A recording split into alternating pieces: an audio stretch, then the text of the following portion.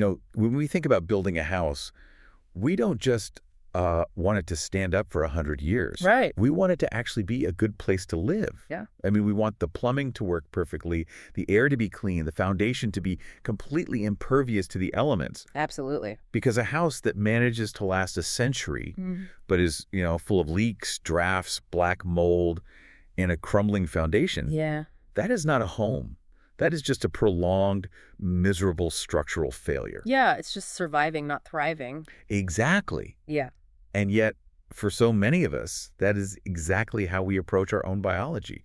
We're obsessed with simply adding years to our lives, pushing the biological clock as far as it will stretch. Without stopping to ask what the actual structural integrity of those extra decades will look like. Right? It's a profound oversight. It really is. It is a massive, incredibly distinct difference between structural longevity, which is simply not dying, and actual functional quality, which is thriving. Modern medicine has become exceptionally good at keeping the structural frame standing. We can keep the heart pumping and the lungs expanding well into our 80s and 90s. But the functional quality inside that frame. Exactly. The cognitive sharpness, the joint mobility, the emotional resilience, that requires an entirely different set of blueprints. And that brings us perfectly to the core mission of today's deep dive. Welcome, everyone. I'm genuinely thrilled you are joining us today. It's going to be a great one. We are looking at an incredible, dense stack of material we've gathered, collectively titled The Architect's Blueprint for Longevity and Mental Resilience. Yeah, we are talking about living not just longer, but fundamentally, qualitatively better. I know you, listening to this right now, whether you are driving to work, folding laundry, or just sitting down with a cup of coffee, you are looking for these exact tools. Right, because you already know the basics. You know to eat your vegetables and get some sleep. Yeah, you want to bypass the massive, overwhelming information overload out there. You want to extract the actual deeply researched, actionable insights that can fundamentally change the trajectory of your health and your mind. It is so incredibly easy to get buried in the noise. Every single day there is a new miracle supplement, a new obscure morning routine, a new highly marketed biohack. Oh, totally. A new biohack that promises to reverse aging. But what we're looking at today isn't a random collection of isolated tricks. It is a cohesive, scientifically backed system. It's about understanding the underlying mechanisms of action. Right. Today, we are treating the human body and the human mind as the ultimate integrated architectural project. We are going to examine the cellular foundation of what we are building. Then we're going to systematically stress test those biological systems to make them anti-fragile. We'll optimize the HVAC like our breathing mechanics, and our biological rhythms running in the background. And finally, and perhaps most importantly, we're going to fortify the mind of the architect living inside this structure. Okay, let's unpack this. Where do we even begin when we look at health through this macro-architectural lens? We have to begin with the realization that longevity isn't just about a specific diet or a specific exercise protocol operating in these isolated biological silos. Right, it's not just do cardio and that's it. Exactly. It is a deeply holistic, intimately interconnected web. It spans from the exact molecular composition of the meals we eat all the way down to the epigenetic signals we are passing on to our children. Before they are even conceived. Yes. And even out to the precise emotional labels we consciously choose to use when we are in the middle of a severe personal crisis. Every single element is constantly communicating with the others. Your gut is talking to your brain, your breathing is dictating your nervous system. And your environment is literally turning your genes on and off. So if everything is communicating, we have to start at the absolute baseline, the microscopic level. The foundation? Yeah. How does what we consume, and equally importantly, what we consciously choose not to consume, dictate our biological age and how our cells actively clean themselves up? That's the perfect place to start. In the material we're analyzing today, Dr. Jason Fung brings up a really fascinating, paradigm-shifting way to look at how we eat. He makes the argument that overeating is fundamentally a hunger problem, not a calorie problem. And honestly, that blew my mind a little bit because it completely shifts the blame away from just lacking willpower. It's a crucial, liberating distinction.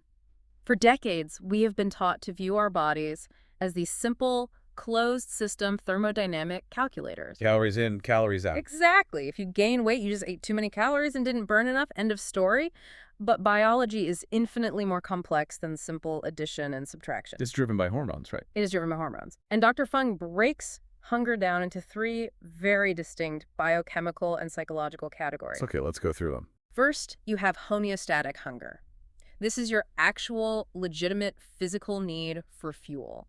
Your body requires a certain amount of energy ATP to maintain its baseline operations. To keep your brain firing and your organs functioning, that's the real biological alarm bell. That's the fuel gauge actually hitting empty. Precisely. It is driven by a hormone called ghrelin, which is secreted by your stomach when it is literally empty. Okay, that makes sense. But then you have the second type, right? Yes, hedonic hunger. This is entirely emotional and driven by the brain's reward centers, specifically dopamine. So eating for pleasure, for comfort, or to soothe stress. It is the reason you can eat a massive Thanksgiving dinner, feel completely physically stuffed to the point of discomfort, and still somehow find room for a slice of pumpkin pie. I think anyone listening can relate to that exact scenario. I mean, the pumpkin pie always finds a way. Your stomach isn't signaling that it needs calories. Your brain is signaling that it wants a dopamine hit from the sugar and fat. Wow. Okay, and what's the third type? The third is conditioned hunger, which is purely environmental or habitual. Like feeling hungry simply because the clock on the wall strikes noon. Exactly. Even if you are sitting at a desk and haven't burned any energy, or it's walking past a bakery, smelling fresh sourdough bread, and suddenly your mouth is watering. Even if you just ate a heavy breakfast an hour ago. Right. Your body has been classically conditioned, just like Pavlov's dogs, to expect food based on external cues rather than internal energetic needs. It's incredible how often we confuse hedonic or conditioned hunger for the real homeostatic deal. We feel a craving, and we interpret it as a biological mandate to eat. And if we want to get a handle on this hormonal chaos, Dr. Fung suggests a very specific intervention. Called a protein-sparing modified fast, or PSMF.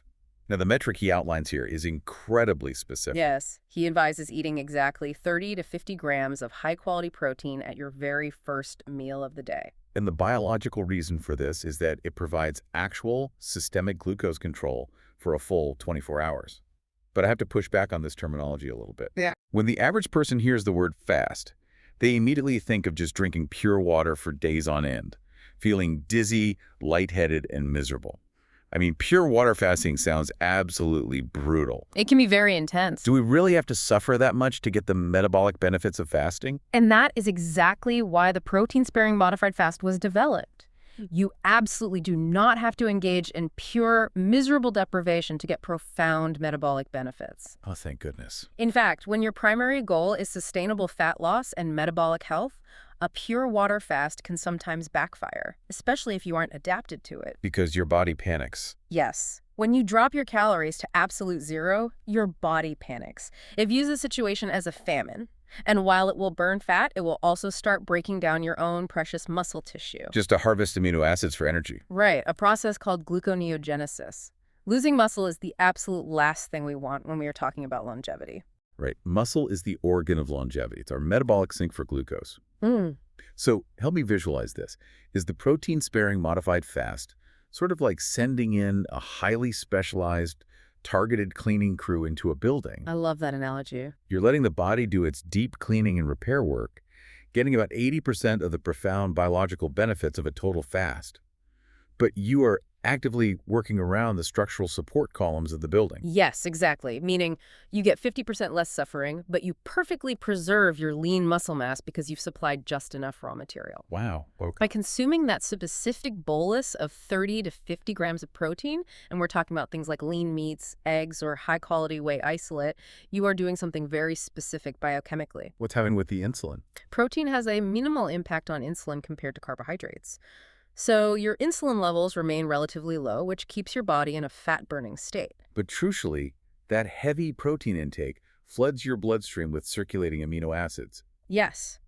Your body senses those amino acids and says, okay, we have enough raw material. We do not need to break down our own skeletal muscle. You protect those structural columns. But because you haven't flooded the system with carbohydrates and massive calories, you still allow the biological cleanup processes to happen in the background. You get the metabolic advantages, the glucose stabilization, the appetite suppression, without the extreme physical toll of starvation. And the downstream effect of that 30 to 50 grams of protein in the morning is that it severely blunts the release of ghrelin. That hunger hormone we talked about. Right, it blunts it for the rest of the day. It makes ignoring those hedonic and conditioned hungers so much easier because you aren't fighting a biological imperative. Now, speaking of that deep cellular cleanup, the material introduces us to Leslie Kenny and her fascinating work with what scientists call a fasting mimetic. Because again, the goal is how to trigger this deep cleaning process without actually starving ourselves.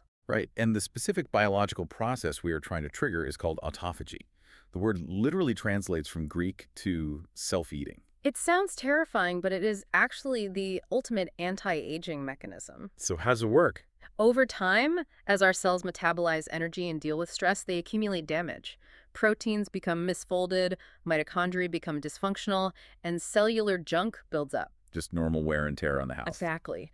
Autophagy is the process where your cells identify this damaged aging junk, encapsulate it, break it down using enzymes, and recycle the raw materials. To build new, healthy cellular components, it's the ultimate cellular recycling program. It is, but the catch is that autophagy is highly sensitive to nutrient intake. When you eat a big meal, especially one high in carbohydrates or certain amino acids, your body activates a nutrient-sensing pathway. This is MTO, right? Yes, mTOR. You can think of mTOR as the body's primary growth switch. When mTOR is turned on, your body is in building mode. It's building muscle, storing fat, creating new tissue. And when MTOR is on, autophagy is strictly turned off. Your body won't clean house while it thinks it's time to build an addition. Historically, the only way to powerfully trigger autophagy was to stop eating entirely. Suppress MTOR and let the cleanup crew go to work. Which brings us to Leslie Kenny's work, because she highlights a specific, naturally occurring compound called spermidine. What fascinates me is that spermidine acts as this fasting mimetic. It is a compound found naturally in foods like shiitake mushrooms, aged cheeses, legumes. And especially natto, which is a traditional Japanese fermented soybean dish. Right. And spermidine tricks the body into initiating this deep cellular cleanup, autophagy, without requiring a complete fast. But here's the critical, mind-blowing part about the biochemistry. It manages to do this without completely inhibiting mTOR. Which is an incredibly rare and absolutely vital mechanism. As we discussed with the protein fasting, if you inhibit mTOR completely and constantly, you lose muscle mass, you become frail. Right. Spermidine operates on a different parallel biological pathway. It interacts with the AMP-activated protein kinase pathway, or AMPK. So it allows you to activate the cleanup crew, turning on autophagy to clear out the cellular junk, while keeping the muscle-building pathway, MTOR, perfectly intact. It is the holy grail of cellular biology, cleaning out the waste without sacrificing the structural integrity of the tissue. The clinical data on this is just wild.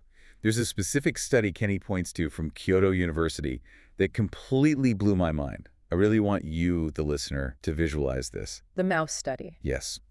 The researchers took a group of elderly mice, and these mice were at the absolute end of their lifespan, naturally riddled with massive tumors. Their immune systems were completely exhausted, suffering from what we call immunosenescence. The T cells were effectively blind and too weak to fight the cancer. So the researchers started administering spermidine to these elderly dying mice. And what happened next is a powerful demonstration of applied biochemistry.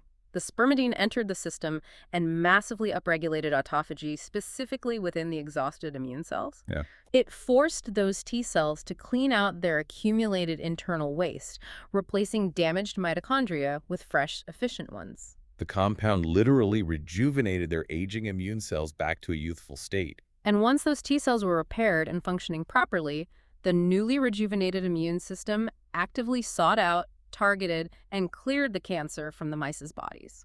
The tumors shrank. It's staggering. It wasn't the spermidine that killed the cancer. No, it was the spermidine that repaired the immune system. And the immune system did the job it was originally designed to do. And Leslie Kenny isn't just speaking theoretically about these mechanisms. Her personal story is honestly one of the most intense, inspiring examples of biological architecture repair I've ever come across. It's an incredible story. At age 39, she was diagnosed with 2 severe autoimmune conditions simultaneously, rheumatoid arthritis and lupus. Her immune system was fundamentally attacking her own connective tissues and organs. Her doctors told her point blank that she had only 5 years to live. And to make it even more devastating, they explicitly informed her that her eggs were no longer viable. Her dream of having a baby was mathematically over. I mean, talk about a total structural collapse of the body's systems. It was a massive systemic crisis. Her body was essentially locked in a constant state of friendly fire. But instead of accepting that 5-year timeline as a fixed destiny, she approached her body as an architect trying to salvage a condemned building. She undertook a radical systemic reconstruction. She didn't just take immunosuppressants to mask the symptoms. She went to the absolute root causes. She completely changed her diet, running extensive elimination protocols to identify and remove all of her specific inflammatory food triggers. And she realized that her physical inflammation was deeply tied to her psychological state. So she went through intense trauma therapy to regulate her nervous system and lower her chronic cortisol levels. And she also used a very specific medical intervention called intravenous immunoglobulin, or IVI. It essentially reboots the immune system. For those listening who might not know, how exactly does IVG work in a case like severe lupus? IVIG is a fascinating treatment. It involves administering highly concentrated, purified antibodies extracted from the blood plasma of thousands of healthy donors. Okay, so a massive influx of healthy antibodies. Exactly. When you infuse this massive dose of healthy, pooled antibodies into a patient with an autoimmune disease, it essentially overwhelms and neutralizes the patient's own rogue, disease-causing autoantibodies. It alters the behavior of the macrophages and B cells. Right, acting as a profound systemic reset. It temporarily quiets the friendly fire long enough for the body's tissues to begin repairing themselves. And the result of this massive, multi-pronged architectural repair, she successfully reversed her biological age. She completely defied that 5-year death sentence. Her systemic inflammation plummeted. And the most incredible part, at age 43, 4 years after being told her eggs were completely non-viable, she naturally gave birth to a healthy baby girl. It is a remarkable testament to the concept of plasticity. It perfectly illustrates that our biological destiny, even when faced with severe chronic illness, isn't necessarily fixed.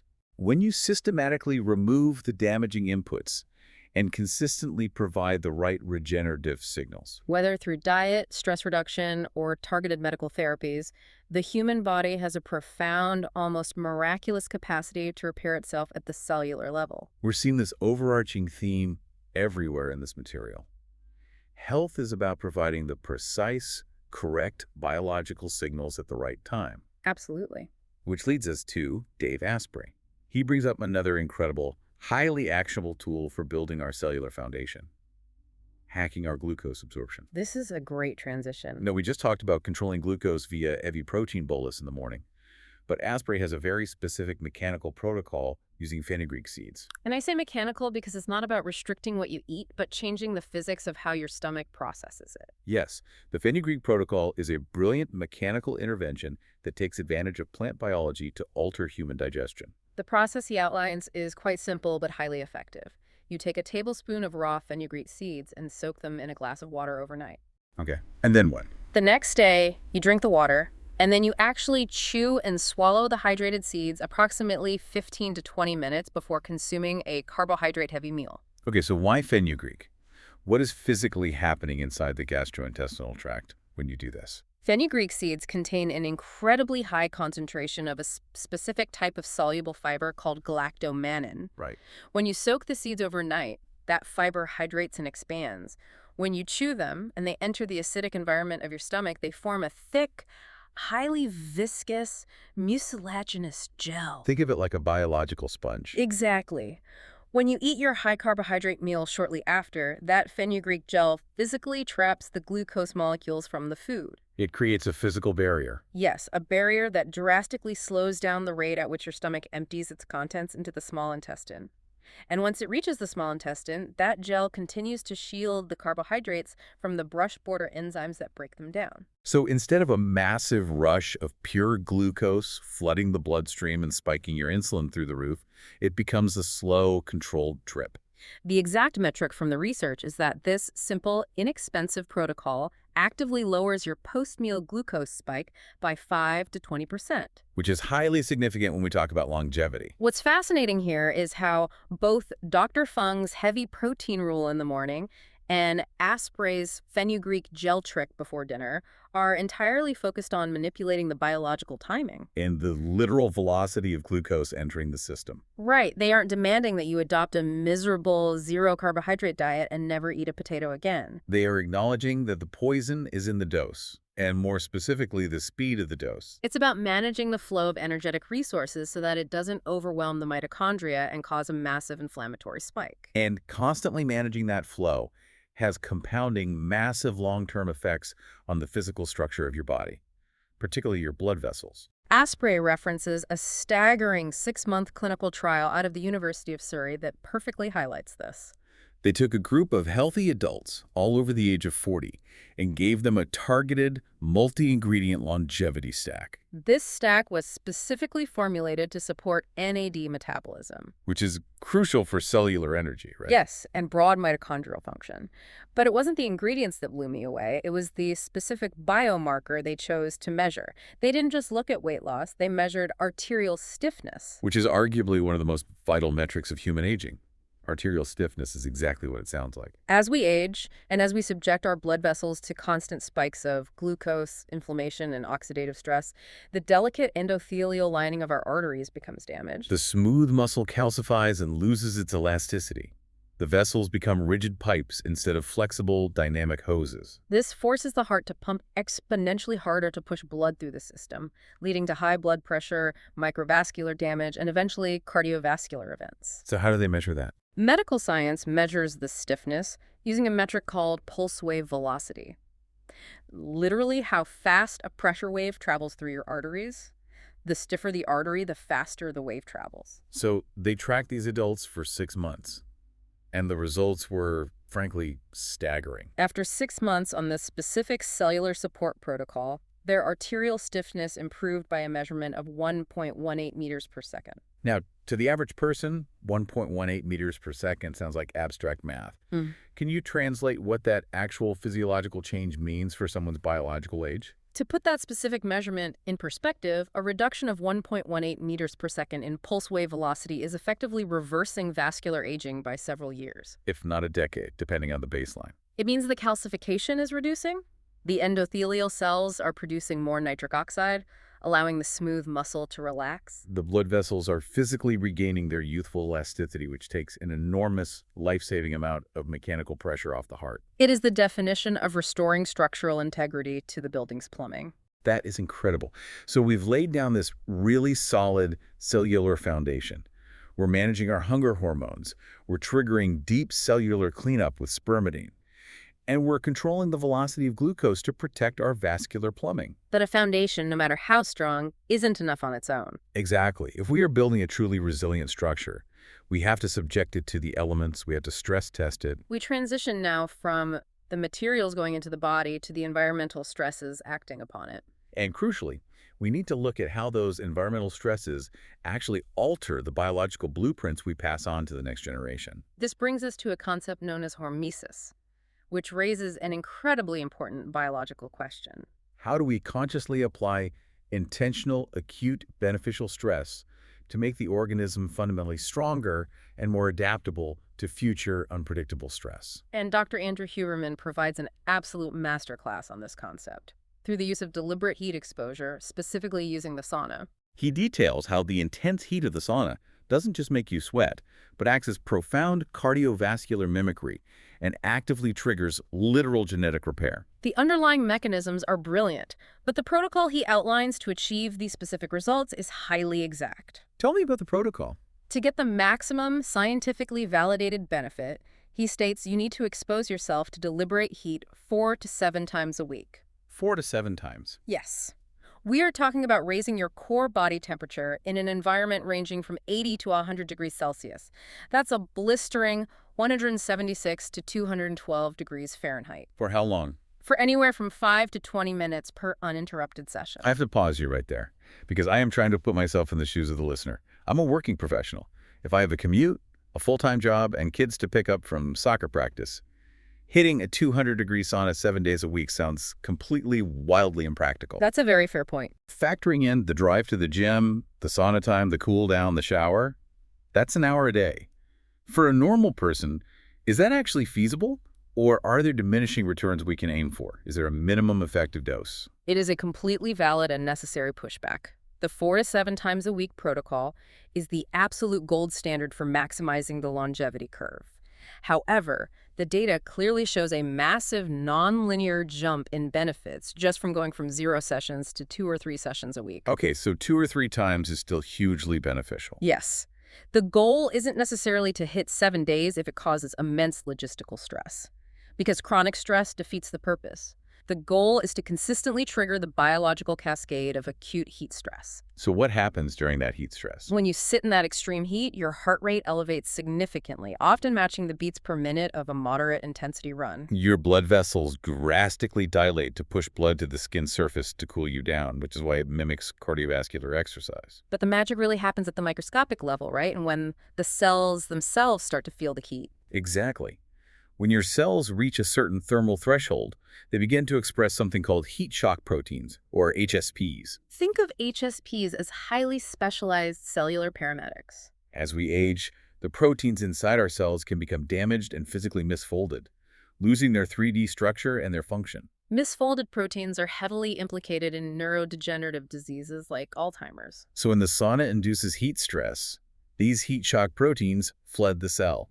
They bind to the misfolded proteins and literally refold them back into their correct functional shapes. Furthermore, the heat activates a specific set of genes called FOXO3, which act as master regulators for DNA repair and tumor suppression. It's just like tempering steel. A blacksmith takes a piece of iron, plunges it into intense, terrifying heat. And that extreme environment literally alters the molecular structure to make the blade, or in our case, our DNA, significantly more resilient and harder to break. That is exactly what is happening in the genetic and molecular level. And the clinical outcomes of this tempering process are undeniable. Huberman points to a massive, highly respected 2018 cohort study conducted in Finland. Involving 1,688 participants with a mean age of 63. They meticulously tracked their sauna use habits and correlated it with cardiovascular mortality over several decades. The numbers from that study are just wild.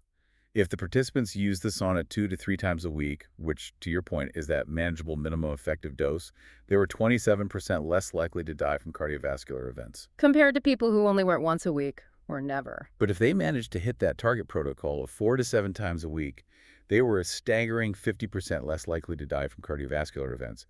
Their risk was cut completely in half just from sitting in a hot room. And beyond the cardiovascular data, Huberman also outlines an extreme, highly specific protocol for those looking for a massive acute systemic shock to their endocrine system. Oh, this is the growth hormone one. Yes. If you want to trigger an enormous, completely natural release of human growth hormone, which is vital for tissue repair and metabolism, you can perform 4 30-minute sauna sessions in a single day. Separated by short cooling periods. This specific protocol has been shown to yield up to a 16-fold increase in growth hormone, but he is incredibly strict about the parameters. You must do this extreme protocol no more than once a week, or even once a month. Right, because the fundamental rule of hormesis is that the dose makes the poison, or in this case, the medicine. If you apply that extreme heat stress every single day, you overwhelm the body's capacity to adapt. You need the deep recovery time for the body to actually build back stronger. Now, speaking of profound biological shifts and the passing on of blueprints, our research brings up the groundbreaking work of Dr. Shippy. She shifts the focus away from how we extend our own lives to how our environmental stress and our cellular resilience literally get passed on to the next generation. She strongly advocates for treating the preconception period as a dedicated, non-negotiable 3 to 12-month longevity protocol. Oh, wait, I have to ask you about a specific detail here because the literature specifically calls out men needing to undergo this intense preconception protocol alongside the women. It does. I feel like culturally, 99% of the pressure and the medical scrutiny is placed entirely on the mother to eat well and avoid toxins before having a baby. Why is male mitochondrial health suddenly being highlighted as so critical? It is arguably one of the most massive blind spots in our cultural and medical understanding of fertility. We have treated male fertility as simply a numbers game, sperm count and motility. Right. But the sperm does not just deliver half of the raw genetic code, it delivers complex epigenetic markers. Think of epigenetics as the software that tells the genetic hardware how to run. And that software has been heavily influenced by the father's current environment, his diet, and his toxic load. If a man has high oxidative stress, it causes fragmentation in the sperm's DNA. Dr. Shippy emphasizes that both men and women must actively optimize their cellular energy factories, the mitochondria, before trying to conceive. She recommends highly specific nutrients like CoQ10, which acts as a crucial electron carrier inside the mitochondria, alongside NAD precursors and phosphatidylcholine, which repairs the cellular membranes. And beyond just taking the right nutrients to build the battery, she mandates an aggressive, comprehensive detox from synthetic environmental chemicals. Specifically forever chemicals like PFAS and microplastics. Yes, and the reason for this is terrifyingly simple. Chemicals like PFAS act as severe endocrine disruptors. They literally mimic hormones like estrogen in the body, binding to cellular receptors and completely hijacking the signaling pathways. Because they are designed to be chemically indestructible, hence forever chemicals, they bioaccumulate in our tissues. If you don't actively work to detoxify the liver and excrete these chemicals through sweat and bile before conception, you are essentially transferring those negative epigenetic markers. And that toxic burden directly into the foundational blueprint of your child. The preconception period is your absolute best window to literally rewrite that inherited software. And the real-world clinical application of this philosophy is just beautiful. The research shares two specific case studies from Dr. Shippy's practice that honestly gave me chills. The first is a 47-year-old woman. Let that sink in. 47. By all standard medical metrics, natural conception at that age is considered near impossible. But she was able to get pregnant naturally on her very first try. After completing a strict 3-month protocol dedicated solely to clearing those environmental toxins, repairing her gut lining, and balancing her microbiome. And the second story is equally, if not more, remarkable. A 44-year-old woman who had suffered terribly. She had severe systemic endometriosis. To the point where she had actually lost a kidney to the disease tissue spreading. She'd already suffered through the physical and emotional trauma of multiple failed IVF treatments. Western medicine had largely given up on her fertility. But after undergoing a comprehensive, functional tune-up of her immune system, drastically lowering her inflammation and optimizing her cellular nutrient status, she too was able to get pregnant completely naturally. it just shows how incredibly powerfully our bodies want to heal, to reach homeostasis, and to create new life when we simply remove the toxic burden that is suppressing those natural functions.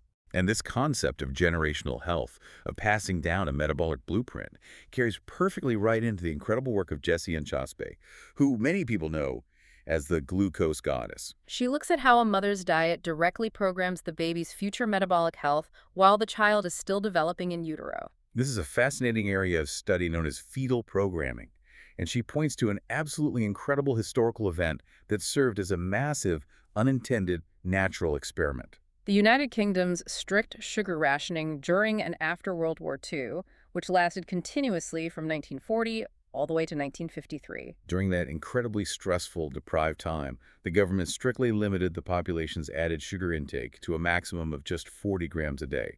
To put that in perspective for the listener, 40 grams of sugar is basically the amount in one single can of regular soda today, and that was their limit for the entire day. So modern researchers went back and looked at the long-term health data of 60,000 babies who were conceived and born during that strict 13-year rationing period. And what they discovered is mind-blowing. They found that those ration babies had a 15% decreased lifetime risk of developing type 2 diabetes. Compared to the babies who were born immediately after 1953, when the rationing ended and cheap sugar suddenly flooded back into the British diet. Think about the scale of that. 60,000 people with a fundamentally altered, structurally improved lifetime disease risk, simply because of the maternal sugar environment they developed in. The mechanism behind this is fetal pancreatic programming. When a pregnant mother consumes massive amounts of sugar, her blood glucose spikes. And that glucose crosses the placenta into the fetal environment. The developing baby's tiny pancreas is forced to overproduce insulin to handle the sugar load. This early, constant stress literally programs the baby's metabolic set point, making their cells more insulin resistant before they even take their first breath. Which leads to Anchaspe's highly specific, actionable takeaway. If you are pregnant or planning to be, keep your added sugars strictly under 25 grams a day. You are literally programming the child's lifelong insulin sensitivity and their baseline risk for metabolic disease.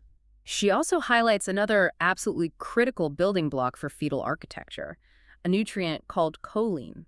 She highly recommends consuming at least 450 milligrams of choline daily, which you can easily and affordably get from eating about 4 whole eggs, yolks included. Choline is directly responsible for building the structural integrity of the baby's rapidly forming neurons. It acts as a primary methyl donor for epigenetic tagging, and it is the direct biochemical precursor to acetylcholine, which is the primary neurotransmitter responsible for memory, learning, and cognitive processing. There is a landmark study from Cornell University that vividly demonstrates this impact. They took 2 groups of pregnant mothers and supplemented one group with roughly 1 gram of choline a day during their critical 3rd trimester. When the fetal brain is growing exponentially. After the babies were born, they tested their cognitive function. The babies born to the mothers who received the high choline supplementation demonstrated a 10% faster cognitive reaction time. Which is a neurological metric heavily and directly correlated with higher adult IQ. You are literally feeding the blueprint of the brain. Okay, so let's take a breath and review the blueprint so far. We've optimized the foundational matting materials, the cells, the nutrients, the glucose pathways. We've stress-tested the physical structure with extreme heat and stringent detox protocols to ensure the integrity of the next generation. Now, we must turn our attention to the invisible, highly automated systems running constantly in the background of our architectural masterpiece. I'm talking about our breath and our circadian rhythms. This is the ultimate, non-stop HVAC system of the human body. Let's look at the incredibly compelling work of science journalist James Nestor. He talks about the absolute systemic disastrous effects of mouth breathing and why we must train ourselves to become what he terms obligate nasal breathers. It seems like such a minor, almost irrelevant thing, right? How air simply enters your body. As long as oxygen gets to the lungs, who cares? But the physiological downstream anatomical effects of how you breathe are enormous. The nose is a highly complex, intricately designed organ. It contains turbinates and quanchi that actively filter, heat, and humidify the air before it ever reaches the delicate tissue of the lungs. When you bypass that system and breathe primarily through your mouth, it actively ruins your oral posture. The tongue drops from the roof of the mouth, the jaw recedes, and over time, it physically shrinks your airway. Furthermore, chronic mouth breathing triggers the sympathetic nervous system, keeping your body trapped in a constant state of low-grade, exhausting fight-or-flight stress. Okay, that makes logical sense anatomically. But Nestor offers a specific solution for people who feel constantly congested, who have deviated septums, and who feel like they have to rely on mouth breathing just to survive. He suggests a highly unconventional protocol, humming. He literally says that humming can clear a severely stuffy nose. I have to be completely honest here, that sounds a bit like holistic magic to me. How does making a sound with your vocal cords actually physically work to clear severe physical congestion in the nasal cavity? It sounds like magic, but it is pure applied physics and biochemistry. The protocol he prescribes is to simply hum your favorite song at a low frequency for 10 minutes, 3 to 4 times a day. When you hum, you create strong acoustic vibrations. Those vibrations physically agitate the endothelial cells lining your paranasal sinuses. This mechanical shearing force drastically, instantaneously increases the production and release of a miracle gas called nitric oxide inside the sinus cavities. We are talking about an astonishing 15-fold increase in nitric oxide simply from vibrating the tissue. And what exactly does that massive dump of nitric oxide do to the congestion? Nitric oxide is one of the most powerful natural vasodilators and bronchodilators in the human body. When it floods the sinus cavity, it interacts with the smooth muscle surrounding the blood vessels, Causing them to rapidly relax and dilate. It mechanically opens up the restricted airways, reduces localized inflammation, and acts as a potent antiviral and antibacterial agent. physically clearing the congestion from the inside out. That is absolutely wild. 15 times more nitric oxide just from humming a tune in your car.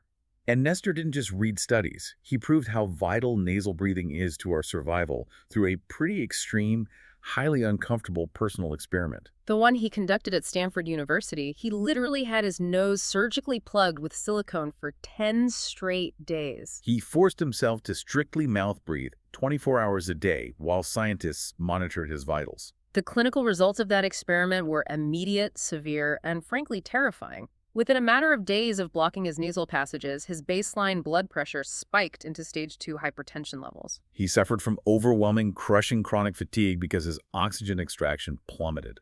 And perhaps most dangerously, he developed severe disruptive snoring and clinical sleep apnea, experiencing dozens of choking events every single night. His entire biological architecture basically started to collapse inward on itself. Exactly. The lack of nitric oxide, the unfiltered air, the collapsed airway, it created a systemic domino effect of structural failure. But the crucial, deeply optimistic part of the experiment is at the very moment the silicone plugs were removed and he returned to obligate nasal breathing, all of those severe, life-threatening symptoms resolved rapidly. His blood pressure normalized, the snoring vanished, and his energy returned. The human body desperately wants to be in homeostasis. You just have to give it the correct physical and biomechanical pathway to get there. The other invisible, highly automated pathway that completely dictates our biology is our relationship with environmental light.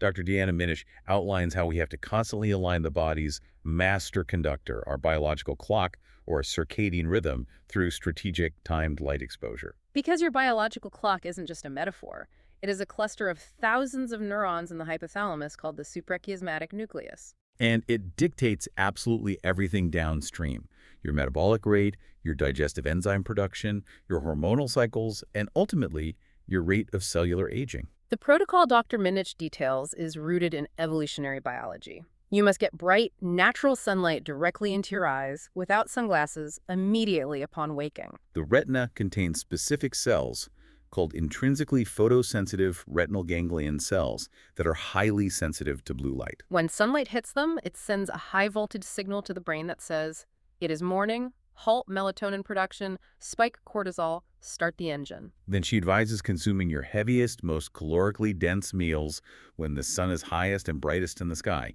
matching your peak digestive fire and insulin sensitivity with the peak solar cycle. And the flip side of that equation is how we handle the night. She mandates an absolute non-negotiable rule: 0 lux in the bedroom. Lux is the metric of illumination. She means pitch black. You should not be able to see your hand in front of your face. It is entirely non-negotiable if your goal is deep cellular repair, and we really have to dive into why 0 lux matters at a biochemical level. Any artificial light exposure at night, whether it's the blue light from your smartphone, the glowing numbers on a digital clock, or a street lamp filtering through thin curtains, It hits those retinal cells and violently suppresses the pineal gland's production of melatonin. and this is where we need to clear up a massive cultural misunderstanding. Most people just think of melatonin as a mild, over-the-counter sleep aid you buy in a gummy form at the pharmacy when you have jet lag. They think of it as a sedative. That is the most common and limiting misconception in modern health. Yes, melatonin facilitates the onset of sleep, but that is merely its side job. Melatonin is, in fact, one of the most powerful, ancient, and deeply penetrating antioxidants ever discovered in the biological world. It has the unique ability to easily cross cell membranes and enter directly into the mitochondria, the engine room of the cell. During the day, as your mitochondria burn energy, they produce exhaust highly reactive oxygen species, or free radicals, that tear through the cell, damaging proteins and shredding DNA. A normal antioxidant, like vitamin C, can neutralize one free radical before it is spent, but a single molecule of melatonin can systematically scavenge and neutralize up to 10 free radicals in a cascade reaction. It is the ultimate terminal antioxidant.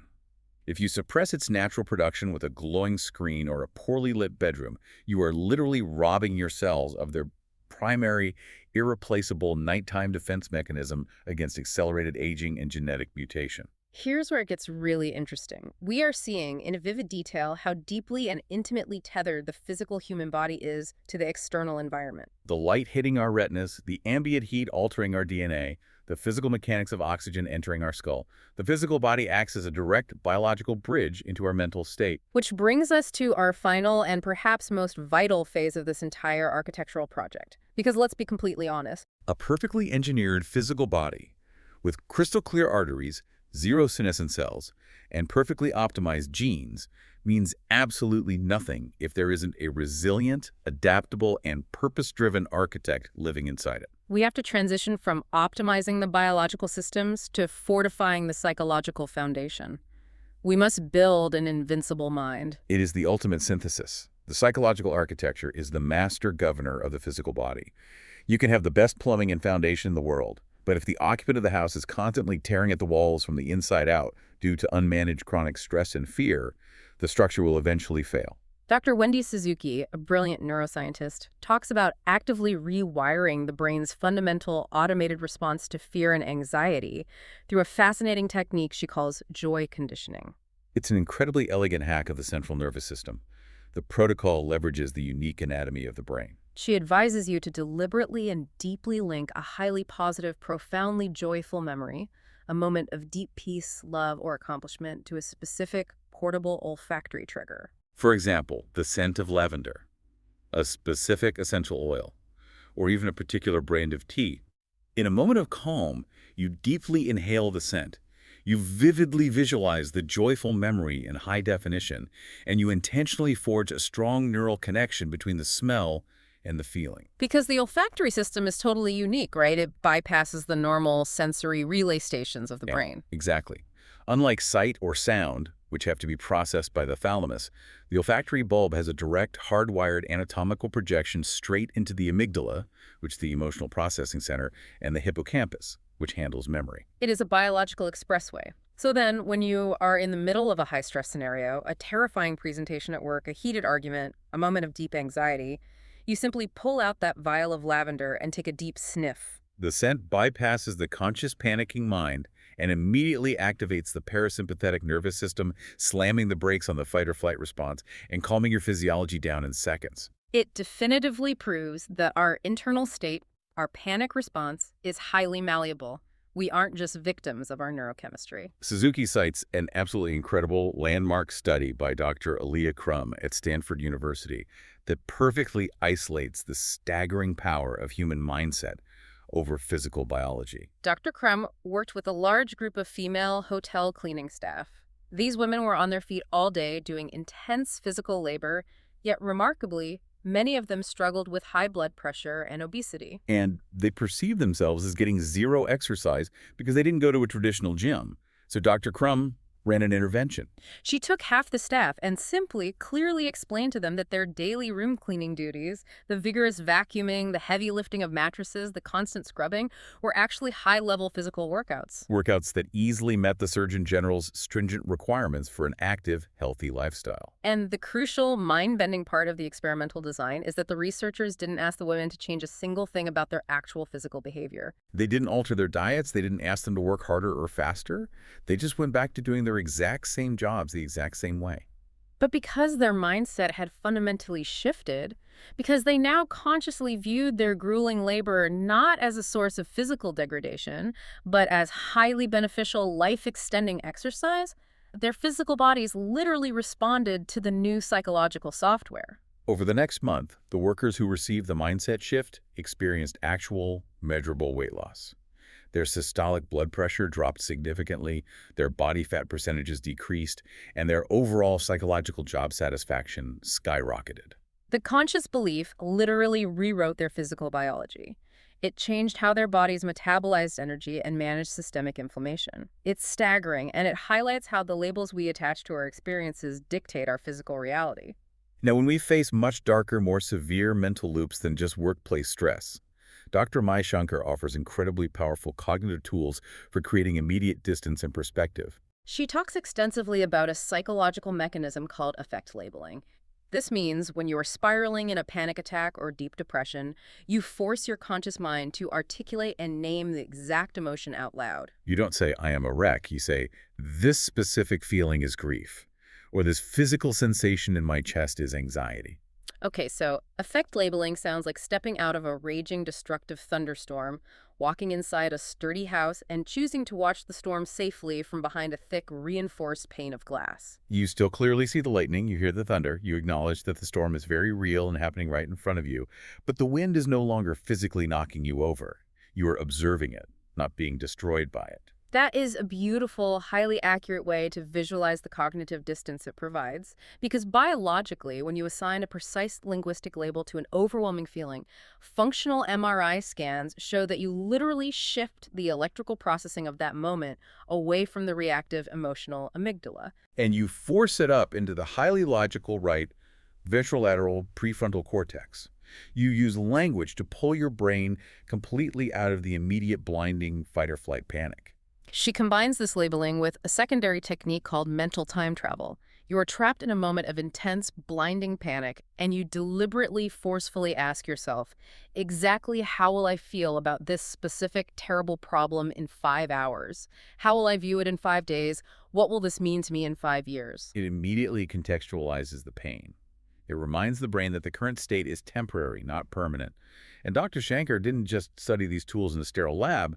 She had to use them herself to survive a profound personal crisis. Her entire identity, her lifelong obsessive dream, was to become an elite concert violinist. She was accepted into Juilliard. She was on track to achieve the pinnacle of her field. And then she suffered a severe, irreversible tendon injury in her hand. The dream was instantly, permanently over.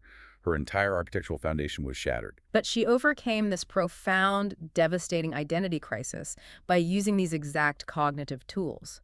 She stepped back and realized that her underlying why, the reason she loved the violin, wasn't actually the wooden instrument itself. It was the ability to forge a deep, emotional, human connection with an audience.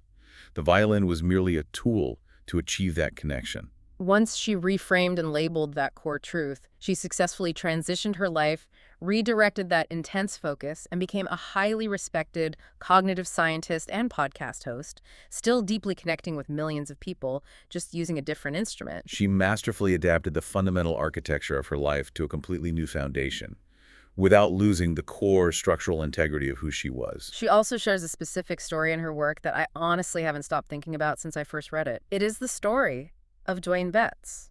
Dwayne was a 16-year-old kid, barely more than a child, who was tried as an adult and incarcerated in a maximum security adult prison for a carjacking. He was thrown into the darkest, most violent, most structurally hopeless environment imaginable. The psychological pressure to succumb, to become a monster just to survive the environment, was absolute. But while inside, Dwayne witnessed a fellow inmate acting with profound, completely unexpected dignity. This older inmate, living in a tiny, brutal cell, was carefully, meticulously ironing his prison uniform. He was working out constantly, keeping his physical body strong, and most importantly, he was actively using his strength to protect the weaker, younger inmates from predation. It is a breathtaking moment of humanity in a void. Dr. Shankar refers to this psychological phenomenon as moral elevation. Witnessing that single, quiet act of profound human dignity in a place completely devoid of it acted as a massive shock to Dwayne's nervous system. It completely rewired his internal sense of possible futures. It shattered the concept of learned helplessness. It totally shattered the script that society and the prison system had handed him. If that man could maintain his sovereign dignity in a cage, so could Dwayne. Dwayne started reading obsessively. He started writing poetry. He survived his sentence, got out, and went on to become an acclaimed, award-winning poet, and eventually graduated from Yale Law School. If we connect this to the bigger picture, Dwayne Betts' story is the absolute ultimate testament to neuroplasticity. The mindset, the conscious observation of a single powerful moral ideal literally shaped a completely new physical, geographical, and intellectual reality for his entire life. The software rewrote the hardware. It proves definitively that the mind can overwrite the environment, no matter how toxic the environment is, which perfectly sets up our final expert in this deep dive, Ken Rideout, and his intensely practical mechanics for pushing past immense fear and biological suffering. Rideout operates on a deeply pragmatic framework that he calls the 5149 rule. It's a brutally honest, unsentimental framework. The 5149 rule openly acknowledges that everyone, no matter how tough, no matter how disciplined they are, feels immense dread and fear before doing something truly hard. There is always, always a voice in your head begging you to stop, to take the easy way out, to stay in bed. Rideout says the critical mistake people make is trying to achieve perfect zen, trying to silence that voice of doubt completely. You can't. You just need the voice of determination, the voice of your conscious will, to be exactly 51% louder than the 49% voice screaming at you to quit. You just need a slight mathematical edge. Okay, the 5149 rule sounds incredibly punchy and simple on paper. It makes for a great motivational quote, but I have to push back hard on this. How does someone actually practically apply a neat little math equation when they are trapped in the darkest, most chemically dependent place imaginable? When the biological drive to quit isn't just a whisper, but a physiological scream, like in the case of severe, life-threatening opioid addiction? It's the most important question to ask, because if the rule doesn't work in the abyss, it's just hollow motivation. And Ken Rideout isn't speaking from a place of unearned privilege or theoretical psychology. He survived a deeply abusive, chaotic childhood that led him directly into a brutal, decade-long opioid addiction. At his absolute lowest, darkest point, he was consuming 40 to 50 Percocets every single day. The 49% voice of despair wasn't just loud, it was deafening. It was tied directly to his brain's dopamine receptors, which had been completely downregulated. The addiction hijacked his survival instinct, telling him that if he didn't take the pills, he would literally die. 40 to 50 pills a day. That isn't just a bad habit. That is a total biological prison. The structural integrity of his body and mind was in complete collapse. Absolute systemic collapse. But within that hell, he found that 51%. He tapped into a microscopic reserve of will. He didn't just meditate his way out, he used applied medical science alongside his willpower. He got sober through a grueling, agonizing medical detox, and he utilized a medication called Vivitrol, which is an injectable form of naltrexone that completely blocks the mu-opioid receptors in the brain, effectively neutralizing the physiological effects of the drugs. Right as he was fighting tooth and nail for his fragile sobriety, he and his wife adopted his daughter from Ethiopia. He suddenly had an external architectural pillar, a reason to endure the suffering. And then he did something brilliant. He took all of that raw, obsessive, compulsive energy that had been actively destroying him for a decade, and he completely intentionally redirected it into the most grueling endurance sports on the planet. He literally turned the pathology of his addiction into a superpower for enduring extreme physical suffering. Ken Rideout went on to win the 155-mile Gobi March, a multi-day ultramarathon foot race across the scorching deserts of Mongolia. And then, at the age of 52, when most men are accepting physical decline as inevitable, he won the Masters 50-plus Marathon World Championship. It is the ultimate breathtaking synthesis of absolutely everything we have discussed in this entire blueprint, whether it is chemically clearing out senescent, aging zombie cells with a natural compound like spermidine, Or repairing broken, fragmented DNA strands with extreme, deliberate cardiovascular heat stress in a sauna. or consciously overriding a massive neurochemical 49% desire to succumb to a lethal addiction with a 51% drive to survive, adapt, and thrive for the sake of your daughter. Longevity and mental resilience are never, ever passive states. They are not things that just happen to you if you get lucky. They are highly active, continuous, deeply intentional architectural processes. So as we wrap up this massive exploration of human potential, what does this all actually mean for you listening right now? If you are sitting in your car or walking your dog and you've absorbed all of this intense biology and psychology, what is the core takeaway? It means that you have significantly, exponentially more control over your biological age, your genetic expression, and your psychological future than society, or perhaps even your own doctor often tells you. You are not just a helpless passenger trapped in a decaying, badly built building. You are the master architect, and you now have the exact blueprints. You possess the actionable tools to rebuild the cellular foundation, to systematically upgrade the internal systems, to clear out the toxic waste, and to fiercely fortify the mind living inside it. The materials are there. The science is clear. It is just a matter of beginning the daily construction. And I want to leave you with one final, hopefully provocative thought, something to really chew on and explore on your own as you go about the rest of your day.